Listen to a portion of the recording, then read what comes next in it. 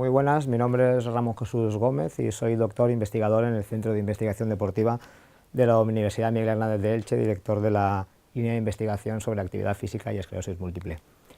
En la charla de hoy vamos a presentar la evidencia, creemos, más actual sobre qué relación tiene el curso de la patología cuando practicamos o no practicamos ejercicio y qué tipos de ejercicio pueden ser los más idóneos para los pacientes. En primer lugar, como una breve introducción, aunque ya será conocido por los pacientes, pues sabemos que la esclerosis múltiple es una enfermedad neurodegenerativa que afecta al sistema nervioso central, que afecta sobre todo a mujeres, además a una edad relativamente joven, cuando están desarrollándose tanto personal como profesionalmente, y entre los síntomas que esta patología acarrea, pues encontramos problemas de equilibrio y coordinación, fatiga, problemas de vejiga, problemas sexuales, problemas de equilibrio, afectación muscular, etc. De entre ellos, cuando nosotros nos empezamos hace unos años a dedicarnos a qué efectos podía tener el ejercicio con los síntomas de la patología, detectamos que, aunque la fatiga es, por ejemplo, sufrida por el 96%, es curioso que el 70% la tienen como el síntoma que más les incapacita, junto con la capacidad para caminar, la estabilidad y la relación que tiene con la calidad de la marcha, y además que ambas cosas parecía que tienen una relación con la debilidad muscular que es propia de la enfermedad. En cuanto a una pequeña introducción de cómo de bueno puede ser el ejercicio para con los pacientes, pues siempre nos hacemos esta pregunta, ¿no? ¿El ejercicio es bueno? Todo el mundo tiende a pensar que el ejercicio es bueno, pero claro, el ejercicio es bueno depende de qué intensidad se practique, depende de qué ejercicio se practique y depende de cómo está estructurado, qué objetivos tengo y cómo me lo programo. Entonces nosotros, como profesionales del ejercicio, de las ciencias de la actividad física y del deporte, lo que hacemos siempre es hablar en términos de frecuencia, intensidad, tiempo y tipo, para saber qué voy a practicar, durante cuánto tiempo, a qué intensidad, con qué frecuencia, para además conseguir unos beneficios. Y esto es lo que diferencia el ejercicio de la actividad física. La actividad física es cualquier actividad que me supone un gasto de energía, y el ejercicio es que cuando esa actividad está planificada, estructurada, tiene unos objetivos, está repetida en el tiempo y además está dirigida por un profesional que sabe lo que está haciendo con nosotros. En cuanto a la historia de la actividad física de la esclerosis múltiple, pues es cierto y es conocido también por los pacientes que históricamente se recomendaba su no práctica debido fundamentalmente a que los pacientes padecen una fatiga asintomática propia de la patología, y lo lógico era pensar que si yo ya estoy fatigado por la mañana, ¿cómo voy a ponerme a realizar una actividad que además me puede cansar más? Además, esta actividad a veces ocasionaba o exacerbaba algún síntoma que podía parecer la aparición de un brote, aunque se ha comprobado que esto no es así. Todo esto históricamente hablamos hasta finales de los 80, los 90, pues podemos concluir que ha dado a que las personas con esclerosis múltiple son evidentemente más sedentarias que la población general, que la población asintomática, pero es que además son más sedentarias que poblaciones que padecen patologías crónicas como cáncer, diabetes, etc. Esto ha preocupado durante muchos años a investigadores recientemente, y lo que se ha hecho es que se ha creado un cuerpo científico muy grande y ya hay evidencia científica suficiente para decir todo lo contrario. Como por ejemplo, ya sabemos que la práctica de actividad física no aumenta el riesgo de padecer brotes. La doctora Piluti certificó esto en el 2014 haciendo un gran estudio de estudios anteriores que recogían la tasa de brotes entre pacientes que practicaban y pacientes que no practicaban. Y si hay que decir algo es que la tasa de brotes realmente podría ser incluso mejor en la gente que practica ejercicio que en la que no practica. Además, otro de los miedos típicos era que el ejercicio producía fatiga o que agravaba la fatiga percibida que padecen los pacientes. Esto se comprobó también por un metaanálisis de la misma doctora en el 2013, en el que se muestra cómo el ejercicio sí reduce la fatiga, pero que además, medida con una escala que está diseñada específicamente para pacientes con esclerosis múltiple, como es la Fatigue Severity Scale, la FSS, hay casos en que se podría reducir este síntoma hasta en casi un punto. En una escala que va de 0 a 9, pues es un porcentaje elevado de reducción del síntoma. En cuanto a los tipos de ejercicio, pues tenemos que normalmente nosotros somos los profesionales del deporte y dividimos el ejercicio a grosso modo en ejercicio aeróbico, de ejercicio de resistencia y en ejercicio de fuerza. Sabemos o se sabe que, evidentemente los pacientes de esclerosis múltiple, debido casi también al exacerbado sedentarismo que tienen, pues tienen la capacidad aeróbica reducida con respecto a las personas asintomáticas, y sabemos, eso sí, que la práctica de ejercicio puede mejorar esa capacidad aeróbica. ¿Qué va a producir esa mejora de la capacidad aeróbica? Pues mejora en el grado de discapacidad, de la plasticidad cortical, mejoras en la materia blanca y en la materia gris del cerebro, más rendimiento a la hora de andar, mejor desempeño de las tareas funcionales y además una mejora sintomática de la fatiga. En cuanto al ejercicio de fuerza o la producción de fuerza muscular, al igual que con el ejercicio de resistencia, pues los pacientes con esclerosis múltiple tienden a poder desarrollar menos fuerza que los pacientes asintomáticos y, no obstante, sabemos que el entrenamiento de fuerza puede mejorar esa capacidad y esa mejora pues, nos va a hacer movernos mejor, tener más equilibrio, tener menos fatiga, desempeñar de una manera más eficiente las actividades de la vida diaria. Además, el ejercicio de fuerza per se mejora el estado de los huesos, nos hace más veloces y más resistentes a la hora de andar, etcétera, etcétera.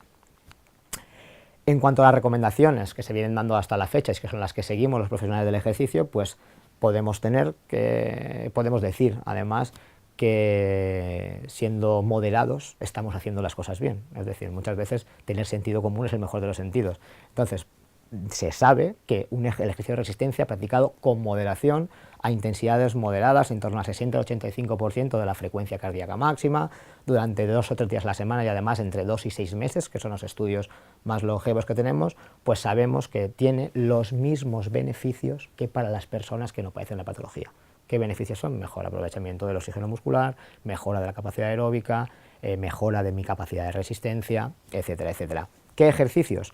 Aquellos que el paciente puede realizar. Sabemos que la patología históricamente y a lo largo de los años puede ocasionar un cierto nivel de discapacidad, depende del nivel de discapacidad, normalmente medido con la escala EDSS, pues podremos practicar unos u otros. Tendremos desde los pacientes más asintomáticos con EDSS inferiores a 2, que podrán practicar prácticamente cualquier tipología de ejercicio, a pacientes que pues, tienen dificultades para caminar, que precisan ayuda de bastón, de andador o incluso de silla de ruedas, que tendrá que adaptarse su ejercicio aeróbico pues, al grado de capacidad funcional que tengan.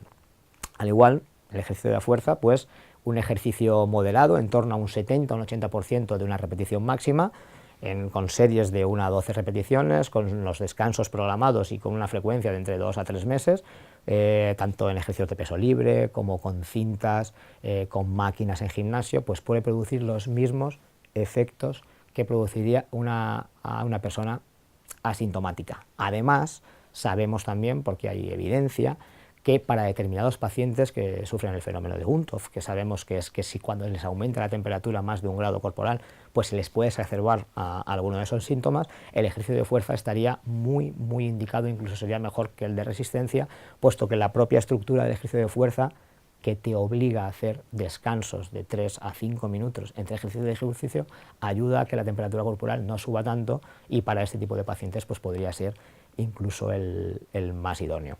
A modo de resumen, hemos incluido una diapositiva sobre qué tipos de ejercicio, qué modos de objetivo, qué objetivos podríamos tener, las intensidades, que como decimos son moderadas, a las que se podría trabajar y durante cuánto tiempo tenemos evidencia que se podría trabajar un programa diseñado por un especialista. Cierto es que en los últimos tiempos pues ya están siendo diseñados, entre ellos nuestro Centro de Investigación del Deporte en la Universidad Miguel Ángel de Elche diseña programas encaminados a alargar estos ejercicios durante 1 o 2 años y ver qué le pasa a los pacientes cuando están 2 años practicando una tipología de ejercicio. Pues bueno, supongo que en breve irán publicando esos resultados, no solo de nuestro centro de investigación, sino de demás. ¿Qué precauciones tenemos que tener además? Pues tener atención, tenemos que tener en cuenta que trabajamos con pacientes con una patología, con una medicación determinada y con unos síntomas que estamos intentando mejorar y no agravar. Entonces hay que tener en cuenta el estado del paciente. Uno de los principios de la prescripción del ejercicio para cualquier persona siempre es la individualización, pero cuando trabajamos con gente con patología, este principio todavía hay que tomarlo con más énfasis. Entonces, pues, efecto de la fatiga que pueda tener, qué grado de equilibrio, qué grado de estabilidad tiene el paciente, intentar proponer tareas que mejoren la eficiencia y la capacidad funcional, puesto que no estamos preparando una atleta, sino lo que queremos es que las personas puedan desarrollar sus actividades de la vida diaria con la mayor agilidad posible, con la mayor efectividad posible y adaptar nuestras tareas al estado de nuestro paciente. Últimamente, esto ha sido históricamente lo que sabemos hasta ahora, se está presentando en la comunidad científica y en los grupos de investigación a lo largo de todo el mundo. Recientemente hemos estado en el ECTRIMS en París y el camino va por ahí. Ya sabemos que el ejercicio es bueno, ya sabemos que el ejercicio tiene los mismos efectos para las personas con esclerosis múltiple para las personas asintomáticas. Ahora bien, ¿hay algún tipo de ejercicio que mejore específicamente algunos de los síntomas que tiene la patología? Pues por ahí vamos. ¿Qué tenemos que tener en cuenta? Siempre antes de prescribir, pues que los pacientes están llevados por un servicio de neurología, siempre hay que consultar con el neurólogo o con la enfermera, que normalmente ya hoy en día afortunadamente trabajamos con equipos multi e interdisciplinares, en el que muchos profesionales ven al paciente, fisioterapeutas, terapeutas ocupacionales, servicios sociales, etcétera, etcétera, y que es bueno que haya comunicación entre todos para que el trabajo de uno redunde en beneficio del paciente y sume expectativas, que hay infinidad de test, tanto físicos como cualitativos, que nos ayudan a saber si el programa que estoy aplicando ha tenido unos beneficios. Por tanto, es muy importante cuando voy a seguir un programa de ejercicio medir antes, durante y después para ver si los objetivos que me había propuesto se están cumpliendo, que es muy importante. Y además nos gusta destacarlo en otro color, la familia, concienciar a la familia de que perder el tiempo, entre comillas, en hacer deporte nos va a hacer a la larga estar mejor y que el paciente sea más funcional y mejorar sus condiciones de vida. Y ya en cuanto a la práctica, pues tener en cuenta también pues, que las condiciones de la sala y del personal con el que se trabaja son muy importantes. Nosotros siempre recomendamos trabajar con profesionales de ciencias de la actividad física y del ejercicio, y que, dadas las características del paciente, pues que las salas estén acondicionadas, las máquinas sean lo mejor posible, que la temperatura de la sala para no agravar los síntomas del paciente sea la correcta, que los pacientes que sabemos que bajan el rendimiento con el calor, pues que tengan técnicas de enfriamiento antes, durante y después, que beber sea tal, etcétera, etcétera, etcétera. ¿Sirve el ejercicio para rehabilitar? Pues sirve. Sabemos ya hoy en día que hay determinados síntomas que se pueden mejorar. ¿Cuáles? Pues entre ellos algunos de estos. Sabemos que podemos mejorar la fatiga, sabemos que podemos mejorar la marcha. No está tan claro que el deterioro cognitivo con evidencia actual, pero todo hace indicar que se va a mejorar, porque sabemos que en otras poblaciones se está haciendo y ya hay estudios recientes con pacientes de esclerosis múltiple en que la velocidad del procesamiento cognitivo se está mejorando. Además, con técnicas de resonancia in vivo se ve que determinadas actividades mejoran la condición neural. Sabemos que puede mejorar la estabilidad, sabemos que se puede mejorar la depresión, etcétera, etcétera. Como muestra, pues sabemos, como hemos dicho, hay estudios que están mejorando la velocidad de procesamiento cognitivo cuando se practica ejercicio. Hay evidencia científica de calidad con resultados prometedores que parece que el deterioro cognitivo se va a poder, si bien no revertir, sí detener. No tenemos todavía ese grado de evidencia porque hacen falta muchos estudios para poder cerciorarlo, pero sí los resultados son prometedores y ya digo que en los últimos congresos así se está demostrando. En cuanto a la depresión, es curioso que se estima que aproximadamente el 50% de las personas que son diagnosticadas van a padecer algún proceso depresivo, y además sabemos, porque hay evidencia suficiente, que el ejercicio no solamente es que sea bueno, es que incluso comparado con la terapia farmacológica pues nos evita efectos secundarios, tener que ir a prescripción de un médico, etcétera, etcétera. Lo sabemos con otras patologías y está constatado también que la depresión se puede mejorar con la esclerosis múltiple. En cuanto a la marcha, primero resaltar la importancia que tiene la pérdida de calidad a la hora de andar para el paciente, porque posiblemente es una de las funciones que ellos más priman, el poder andar bien y el poder desarrollar su vida diaria a la calle, ir a hacer sus actividades normales, ir a comprar a los niños al colegio, a comprar, etcétera, etcétera, con cierta soltitud. Y sabemos pues que en general los pacientes que tienen esclerosis múltiple andan menos, lo hacen peor, tienden a perder estabilidad y al final en muchos casos ocurre que caen y sufren caídas, y esas caídas acompaña pues otro tipo de rupturas, solamente para el paciente, también es un gasto considerable para el sistema sanitario, etcétera. Entonces es una de las líneas de investigación, uno de los cuerpos de investigación en los que más se trabaja es en mejorar esa calidad de la marcha y en mejorar el equilibrio de los pacientes. Para andar podemos valorar dos cosas: andar más, tener más resistencia a la hora de andar, o andar más rápido, y además también andar mejor, que sería andar con más agilidad, tener más equilibrio, etcétera. Ponemos resumen de la evidencia científica más actual de la que se está mejorando, aunque siempre lo vemos al principio. Una actividad modelada y combinada de ejercicio de resistencia y de ejercicio de fuerza mejora, más con personas que no han entrenado nunca. El cuerpo de investigación actual es saber qué entrenamiento sería más. Pues sabemos que lo mejor ahora mismo sería entrenar durante 26 semanas, 2 días a la semana, entrenamientos combinados de aeróbicos y de fuerza para poder andar más. Además tenemos un test, el test de los 6 minutos y además el test de los 25 pies, que nos permite cerciorar si ese programa que hemos aplicado está dando los resultados. Son test validados para pacientes con esclerosis múltiple. En cuanto a andar más rápido, pues tenemos que durante 16 semanas practicar ejercicio como por ejemplo bicicleta o combinar 8 semanas de fuerza más 8 semanas de resistencia daría efectos positivos o tendría efectos positivos para con la calidad de la marcha del paciente. Y en cuanto a andar con más equilibrio, andar mejor, que la calidad de la marcha, que el patrón de la marcha sea lo mejor posible para evitar caídas, pues igual con 2 series a la semana, durante 8 semanas, podríamos, de trabajo combinado de resistencia y de fuerza, podríamos mejorar nuestra marcha, nuestra capacidad para caminar. Otro de los objetivos fundamentales de los pacientes, como hemos dicho antes, es el evitar las caídas. Para evitar las caídas tenemos que mejorar la estabilidad. La estabilidad y no el equilibrio, porque el equilibrio es un concepto dicotómico. Si estás en equilibrio no te caes, y si no estás en equilibrio ya te has caído. Lo que intentamos mejorar nosotros es la capacidad de estar estable, es decir, cuanto más estable está el paciente, menos probabilidad tiene de caer, ¿vale? La estabilidad es debida a varios factores. Hay veces que son factores propios de la patología, de dónde sufre, en qué zona del sistema nervioso central tiene la inflamación el paciente. Hay veces que son producidas por diferencias bilaterales en la capacidad de producción de fuerza de las piernas. Si tengo una pierna que es capaz de producirme menos fuerza que la otra, pues probablemente altere mi patrón de la marcha y mi probabilidad de caer sea mayor. Es muy importante mejorar este síntoma porque evita muchas caídas y se sabe desde hace ya un par de años que los ejercicios que incluyen ejercicios funcionales de caminar, estabilidad y sobre todo ejercicios que entrenen el propio hecho de caminar mejoran, junto con ejercicios de fuerza, la capacidad de estar estable.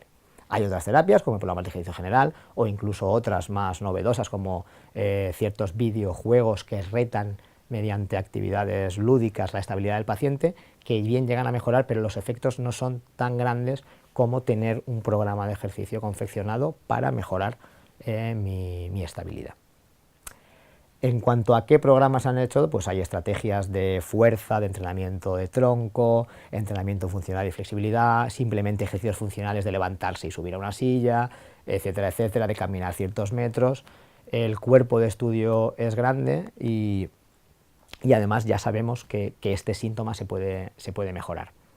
Otro de los síntomas, como hemos dicho al principio, que sabemos ya que se puede mejorar, es la fatiga. Sabemos que no la podemos reducir en la totalidad, pero sí que se puede reducir significativamente, y además sabemos que si entrenamos, la probabilidad de éxito de vencer el síntoma más grande. Es decir, el entrenar o el hacer ejercicio para vencer la fatiga no quita que yo tenga que cesar otras terapias que se realizan, todas son complementarias, pero sí que sabemos que cuando se entrena, unido a otras terapias, incluidas las farmacológicas, la tasa de éxito es mayor. Y además, en muchos casos, en los pacientes de edad más avanzada, con menos capacidad funcional y con efectos, de que la temperatura tiene un efecto negativo sobre el desempeño, pues el ejercicio de fuerza sería mejor.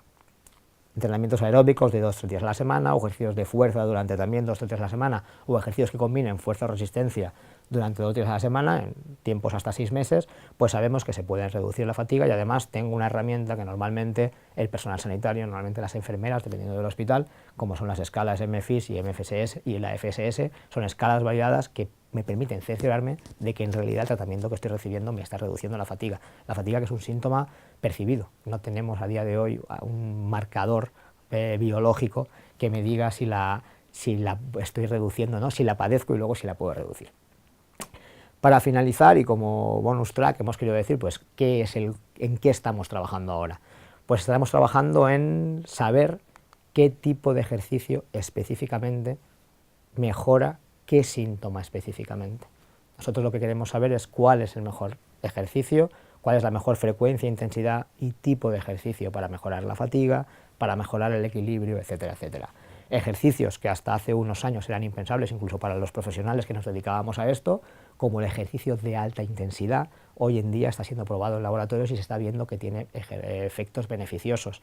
Es importante porque ejercicios que se practican con más intensidad durante menos tiempo podrían tener los mismos beneficios o más que ejercicios para los que hace falta mucho tiempo. Si tenemos en cuenta que nuestra población muchas veces tiene problemas para asistir a determinados centros, a determinados gimnasios, que precisa de ayuda para poder realizar estos programas que sean más cortos, que impacten menos su quehacer diario, podrían tener los mismos beneficios o más. También estamos viendo cómo determinados tipos de ejercicio podrían mejorar, o estamos encontrando la forma fisiológica, fisiológicamente explicar por qué se reduce la fatiga, por ejemplo, y parece ser que el ejercicio tiene un efecto importante en las citoquinas proinflamatorias, que sabemos que tienen que ver con la fatiga en la esclerosis múltiple. También estamos viendo, hay un cuerpo de estudio grande en qué podemos hacer con los pacientes de los tipos de esclerosis múltiple que son menos comunes. Siempre hablamos, la mayoría de estudios hablan de las esclerosis múltiples remitentes recurrentes, pero tenemos muchos pacientes de primarias progresivas y de secundarias progresivas que son los grandes olvidados, algunos por su elevado a discapacidad y otros porque parece que nadie sepa bien qué hacer con ellos. Entonces ya se está viendo qué tratamientos son los más beneficiosos para ello. Y con esto pues acabamos, dejo mi correo electrónico y el blog que mantenemos desde la universidad con todos nuestros avances y en donde podéis ver también nuestro cuerpo de investigación y cuáles son los resultados de los estudios que hacemos desde el Centro de Investigación del Deporte de la Universidad Miguel de Elche, y muchas gracias por todo.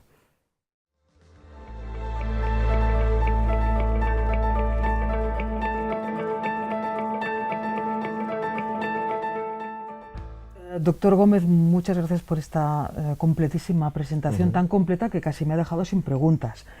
De todas maneras, sí que me gustaría, de cara al afectado de esclerosis múltiple, alguien que no haya realizado una actividad física, que ha sido más bien sedentario, y que ahora se plantee para mejorar su calidad de vida, empezar a hacer algún tipo de actividad física, ¿cuál sería la primera recomendación que le daría? La primera, que encuentre a un profesional que sepa prescribírsela. ¿Y esto cómo se hace? Pues poniéndote en contacto con entrenadores que hayan estudiado la licenciatura en Ciencias de la Actividad Física y el Deporte. Hay colegios profesionales, tenemos un colegio de licenciados y que además nos tiene a todos controlados por toda la geografía española y puede contactar con el profesional que tengas más cercano. Y además lo lógico sería que en tu centro deportivo más cercano, si es un centro serio, te recomendarán también a una persona con la titulación pertinente. Entonces lo aconsejable no es ponerse a hacer una tabla solo por su cuenta, sino estar siempre bajo la supervisión de un especialista. ¿Por qué esto? Lo aconsejable es aumentar el nivel de actividad física diaria, no solamente para los pacientes de esclerosis múltiple, sino para cualquier persona. Aumentar el gasto energético, aumentar la actividad física se sabe que es bueno a la larga. Cuando hablamos de gente con patología, lo lógico es que además encontremos a un profesional que no solamente no agrave mis síntomas, sino que intente mejorarlos. Es aquí cuando intentamos siempre que nuestro programa lo dirija a una persona que sepa de lo que está hablando y que tenga los conocimientos en fisiología, en biomecánica, etcétera, etcétera, que sepa que este programa que me va a diseñar va a tener una repercusión positiva y que me va a establecer unos objetivos que sean alcanzables. Ahora estamos viendo últimamente como cada vez hay más afectados de esclerosis múltiple que practican deporte y que incluso se plantean retos que incluso para personas sin ningún tipo de afectación son retos bastante ambiciosos y difíciles, ¿no? Sí. ¿Cómo saber, después de un ejercicio físico muy intenso, cómo saber que la fatiga o que, digamos, el desgaste de energía que ocurre es normal debido al ejercicio o que puede estar encubriendo o que puede estar, digamos, anunciando algún tipo de deterioro porque se ha forzado la máquina? Pues mira, un organismo afectado, ¿vale? Enlazándolo con la pregunta anterior, sí. Un profesional del ejercicio con la formación pertinente tiene herramientas para establecer si tu cansancio post ejercicio es síntoma del ejercicio que has practicado, o si tienes niveles de cansancio o tienes algún síntoma que esté anunciando que va más allá y que no es debido a ese programa. Ahí existen las herramientas, existen los cuestionarios que te dicen si el cansancio que tienes es normal. Además, cuando trabajamos con personas con patologías, lo normal es que después de cada sesión se te pase un cuestionario, por ejemplo, la escala de Borg, que mide la intensidad percibida que tú has tenido de la sesión, y eso se suele controlar para que la intensidad sea siempre moderada y que no vaya a afectar a tu quehacer diario. Usted trabaja en un centro de investigación de deporte que es, entiendo yo, es pionero en España, porque no existen tantos, ¿no? No existen tantos. No. Entonces, ¿en qué otras zonas de España puede haber también profesionales muy especializados, concretamente además en esclerosis múltiple y deporte? Afortunadamente cada vez hay más. Nosotros tenemos la suerte de que en la Universidad Miguel de Elche pues tenemos un centro de investigación que cuenta con 5 laboratorios especializados en biomecánica, en fisiología, en control motor, que está a nuestra disposición, y sabemos que no es un caso usual. que además colaboramos con entidades como con el Hospital General de Alicante y con el Ayuntamiento de Alicante, que nos tiene instalaciones, etcétera. Pero sí es cierto que cada vez hay más, y yo conozco, por ejemplo, casos que también han surgido de la inquietud de las facultades de Ciencias de Actividad Física del Deporte de otras poblaciones, por ejemplo en Castilla y León o en Vitoria, que se está trabajando, que sé que se está trabajando junto con las asociaciones, y que incluso los licenciados recién graduados hacen allí sus periodos de prácticas y trabajan con pacientes para aprender sobre actividad física y ejercicio.